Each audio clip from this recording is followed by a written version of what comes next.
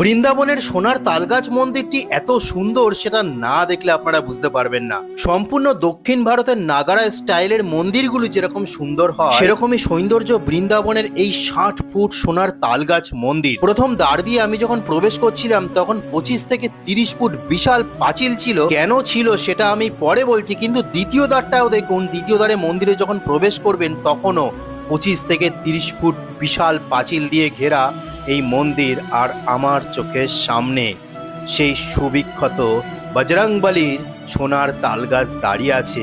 এখানে দুটি তালগাছ ছিল সোনার, একটি ইংরেজরা চুরি করে নিয়েছে। যেটি ইংরেজরা চুরি করেছে সেটি ছিল গরুড় সোনার তালগাছ, কিন্তু এখনো পর্যন্ত জয় বজরংবলীর নামে বিশাল 60 ফুট লম্বা সোনার তালগাছ আপনারা দেখতে পাচ্ছেন।